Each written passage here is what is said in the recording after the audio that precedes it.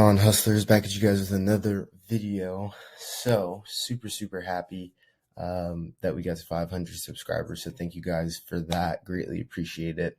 As you can tell by the title of the video, today we're going to be discussing how to get out of a slump and how to fix your life. This is a bit of a personal development video, and I really like making these because I get to draw on my own experiences, and then you can use the stuff that you learn in personal development to apply to other facets of your life. So as you can see here on the screen, I've got a nice outline here. So shout out Alex Hormozy. You're going to continue to be poor or be sick or broke or overweight or not socially calibrated until you learn the words "my fault." That is the lesson that life is trying to teach you. My fault. Everything requires accountability. If you're sick, you're not prioritizing your health. If you're broke, you don't have enough money-making skills. If you're not socially calibrated, it's because you don't do enough work talking to people.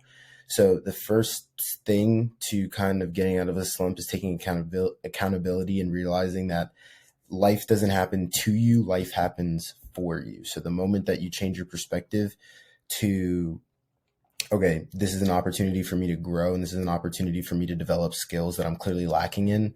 And if I'm staying in this rut, that means life is trying to teach me something, because you will keep experiencing the same patterns in life until you learn the lesson and then you're able to break them. So the first thing is taking accountability and realizing that, okay, I am in this rut because of myself. Maybe, you are depressed, but, I truly believe that depression is something that you can pull yourself out of through the steps that you take. So the next thing is you are delicate. So be gentle with yourself. You're already beat up. You're mentally not as fortified as you would like to be. So you got to be gentle with yourself, right? So you can't be eating garbage food. Even if you don't make that much money. I buy my groceries at the Walmart neighborhood market, and I spend $100 a week at most on groceries, and I'm one person. So you've got to have a good diet. And then hydration. So I just finished this gallon, and then I've got some electrolytes and vitamin D here. So when you're trying to think clearly, if you're not properly hydrated, you're essentially starving your brain of what it needs to formulate good thoughts. 72 or 70% of our bodies are water. So you've got to be properly hydrated. You want to be at least 4 liters a day, which is a gallon about. That's ideal. That's going to give your brain the ability to process information. You're going to be able to think clearly. The next thing is a dopamine detox. So me personally, whenever I'm in a slump, I will delete Instagram. I'll delete YouTube. I'll delete all the dating apps. I pretty much I won't watch Netflix. I won't do anything that gives me instant gratification, instant dopamine, because what you're doing is you're resetting your dopamine receptors. And how dopamine works is your brain has a well of dopamine, right? And that well, the levels of available dopamine fluctuate. So that's why when you go on a trip somewhere and then you come back, you feel kind of sad, because the entirety of that trip, you're creating new neural pathways because you're experiencing new things, and that's giving you a whole bunch of dopamine hits. And it's very concentrated for 6, 7, 8 days, however long you were on that trip. So then you have the blues. That's why when you go out to a club and you have a great time the next day, even if you didn't drink and you're not super hungover, your dopamine receptors are just kind of fried because you're getting all this stimulation. You're around other people. You're having a good time. You're dancing with your friends. So a dopamine detox, a lot of people think it's some kind of David Goggins thing to make yourself mentally tougher, which it can be if you use it as such. But the main thing that you want to achieve with the dopamine detox is resetting your dopamine levels. And initially, it's not going to feel nice because, you're getting rid of the stuff that's kind of keeping that well where it is. But the goal of the dopamine detox is to have that well, rise naturally to the naturally calibrated levels that your brain operates at. And then the next thing is you want to wean off or limit vices. So this kind of goes hand in hand with dopamine detox. But again, you're very gentle, you're very delicate. So you got to be gentle with yourself. So you want to make sure that you're cutting out the alcohol, you're cutting out the weed, you're cutting out the vaping. Maybe you're even cutting out coffee. You're cutting out nicotine. Everybody has some kind of vice. Like some people, Diet Coke is their vice, right? You just want to wean off or limit that, typically because, a vice is not something that's good for you. You can have a healthy vice such as, running or swimming, but even too much of a good thing can be a bad thing. But if you do have a negative vice, you want to wean off or limit them, because you want to make sure that you're fortifying your body as you go through this process of getting out of the slump, not doing things that are going to negatively impact it. Then the next thing is you want to make sure that you can control all the things that you can control. So I was listening to a Jordan Peterson talk, and one of like the key indicators of happiness in life is human beings feeling like they have control over their life, right? So even if, let's say, you like doing the dishes, like I'm somebody that does like to do the dishes. I enjoy the satisfaction of, cleaning the plates. But the moment somebody tells me, hey, go do those dishes, I'm like, fuck that. I don't want to do them anymore, because it's not of my own free will. Now I don't feel like I'm in control when I made that decision, right? So when human beings feel like they have no control over their life, even when everything's great, even if you make a whole bunch of money, but you've got to work 60, 70, 80 hours a week and you're bound by the confines of that job, you don't really feel super happy because you don't feel in control of, your life. So one of the easiest ways to take back control is just start with one thing. And shout out my buddy Matt. I was in a slump when I came back from New York, again, because I had fried my dopamine receptors. And he was like, bro, just control what you can control. Pick one thing, whether that be your diet, exercise, or your sleep. Just pick one thing that you can really dial in and just start with that, and then use that as a building block. So the first thing that I put is exercise. And exercise is always great because that's going to give you endorphins, and then it makes you, healthier. And then you like what you see in the mirror, and then you start to build self-respect. And then once you respect yourself, then other people can respect you. So that's the first thing. Then sunlight, vitamin D. So many people are vitamin D deficient. And I'm a firm believer that sitting in the sun can cure so many ailments, and you just feel so much better. Like since I've been here in flight training, like we always make it an effort to go outside and study in the sun. I sit on my balcony every single morning and get at least 10 minutes of sun.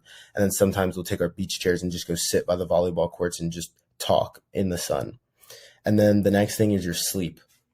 So if you can control your sleep, well, then you'll feel better the next day. And a lot of times people, function with 6 to 7 hours, but you get so acclimated to that you don't realize that your body is really deficient, and you're actually, redlining your body and running in the negative with your sleep. And one of the best ways that I like to do this is I'll just pick one day where I'm just like, all right, I'm going to go to bed at 9 a.m. or 9 p.m. And then I'm going to wake up at 7 a.m. the next day. Like that's literally 10 hours of sleep. And then your body starts to regenerate itself, and then it starts to get calibrated again. So controlling what you can control. And those are just 3 things that you can kind of begin to kind of, take initiative on in your life to give you some momentum and make you feel like you're gaining back some kind of authority over the way things are going in your life. And then the next thing is journaling, which typo. So journaling is super, super beneficial. And I actually have the very first page of the journal that I'm using right here. And I'm actually going to read it to you guys after we go through this. But you want to write your thoughts as they come. So once you open up your journal, you don't want to be like, oh, that's too corny to write. If you're thinking it, just transcribe it onto the paper. And journaling is super beneficial because it kind of allows you to clear your mind, and it's leaving your mind and now it's being transcribed onto the paper. And then you can also use journaling to write your goals. So if you're in a slump right now and you're like, oh man, I really want to, I want to be $100,000 salesman, but I'm only at like 50K, and you're feeling down about that, then write that, hey, I want to be $100,000 salesman, because then you're essentially giving birth to the idea by writing it on the piece of paper. That's the first step to achieving your goals. And then you also want to write your struggles. So the same way that you want to write your thoughts as they come and you're purging your mind of them, you want to write your struggles on a piece of paper, and then that's going to get your mind. It's almost like you're detoxing your mind of like the bad stuff that you're dealing with. So I've had times where I've written things down, and then I've just been like, all right, I'm going to burn that piece of paper. I'm going to crumble it up and throw it away. And like those thoughts are now gone. They have left because I've transcribed them. My mind was able to express them, and now they're gone.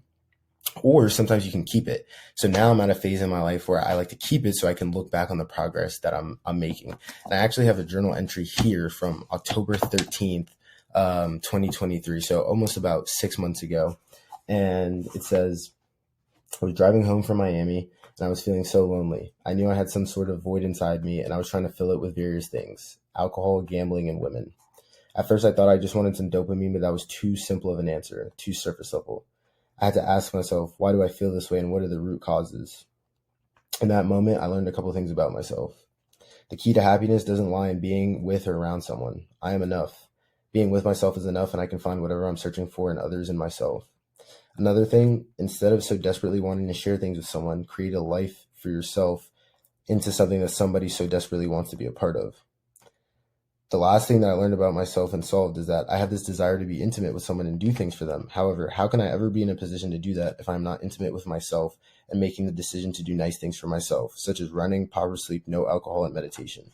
If you want to attract butterflies, don't chase them. Build a beautiful garden. Even if they don't come, you will still have a beautiful garden.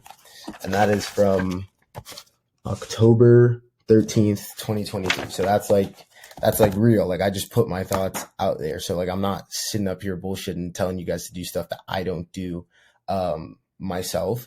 And even as somebody who I would consider to be, a high performer, 6-figure entrepreneur, multi-million-dollar salesman, marathon runner, aviator. Everybody has, ups and downs. Nobody's perfect. People don't show their losses on social media. Like, I was at a really, really low point and I was feeling super, super lonely and dejected. But I wrote it down. And now as I write through my goals, 6 months later, I go back and look at that, and that helps me realize how far I've come. So journaling is super beneficial. Now, the next thing, stay social. So this is from Ty Lopez. So there's certain times in your life where you have to be alone, and then there's certain times in your life where you have to be social. When you're in a rut is not one of the times that you need to be alone. You need to stay social.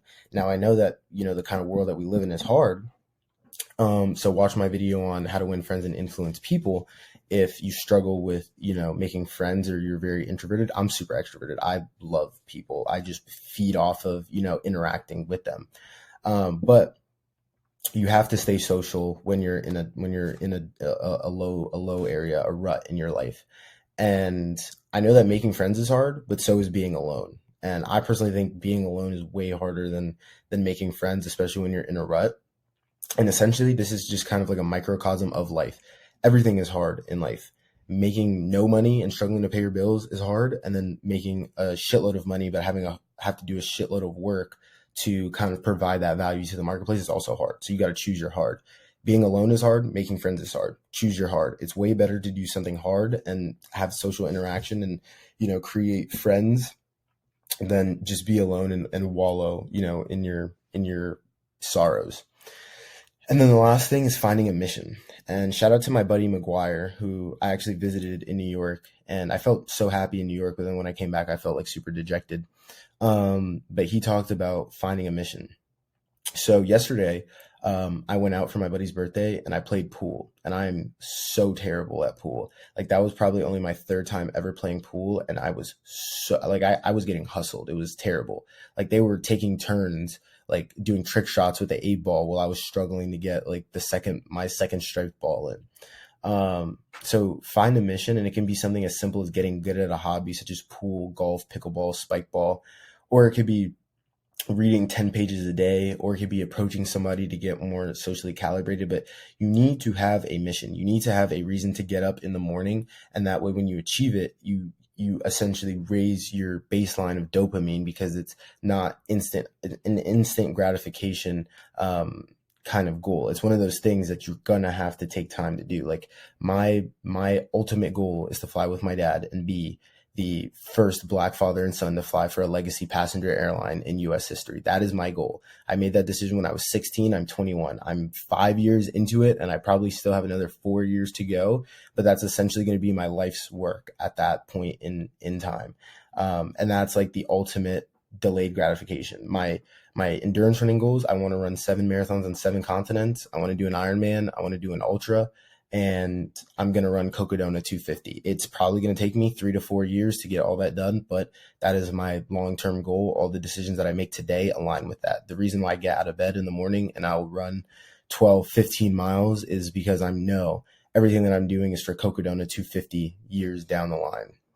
The reason why we study our ass off here at flight training is because we know our goal is to end up on the flight deck of, a big carrier. I know that my desire to be a successful government contractor is something that's going to take me decades to do. But the reason why I get up every single day and I still read these RFQs and bid on these contracts is because I know that when I'm 10, 15, 20 years into the game, I'll be able to look back on it and be like, okay, I'm $100 million man. But those missions take a long time. You want to find a mission that is going to, I don't want to say take it out of you, but a mission that you're going to have to struggle. You're going to have to fight for. You're going to have to get up and perform every single day.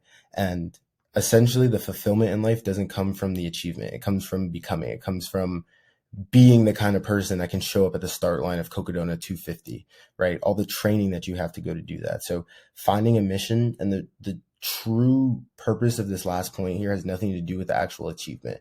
The true purpose has to do with giving yourself a journey to go on, so that way you can find the fulfillment in becoming that kind of person rather than achieving the goal itself.